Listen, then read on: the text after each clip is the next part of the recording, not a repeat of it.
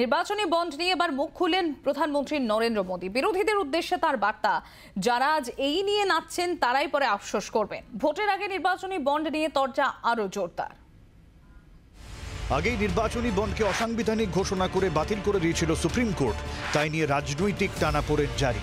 অনেকেই বলতে শুরু করেছিলেন লোকসভা ভোটের আগে নির্বাচনী বন্ড নিয়ে এই সুপ্রিম ধাক্কায় মুখ পুড়েছে বিজেপি সরকারের।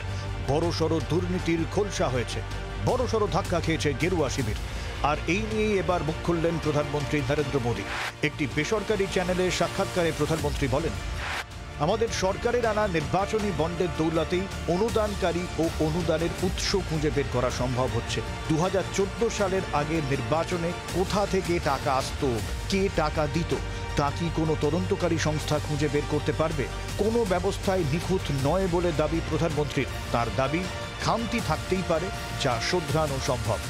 প্রধানমন্ত্রী আরও বলেন, এটা কোনোভাবেই দলের কাছে ধাক্কা নয়। বিরোধীদের তার বার্তা, এই নিয়ে যারা নাচানাচি করছে একদিন এই জন্য তারা পস্তাবে। তিনি আরও বলেন, তিনি শুধু ভোটে জেতার জন্য কাজ করেন না, মানুষ গত 10 বছর ধরে দেখেছে বিজেপি কি কাজ করছে। বিরোধী দলগুলির অবশ্য দাবি, নির্বাচনী বন্ডের মাধ্যমে দুর্নীতিকে আইনি রূপ দিয়েছে বিজেপি। এই ইস্যুতে পাল্টা মোদী মুখ খোলায় ভোটের আগে তরজার ঝাঁঝ আরও বাড়ল বলেই মনে করছে রাজনৈতিক মহল। ব্যুরো রিপোর্ট, জি 24 ঘন্টা। বাংলার আওয়াজ, বাঙালির আবেগ, জি 24 ঘন্টা।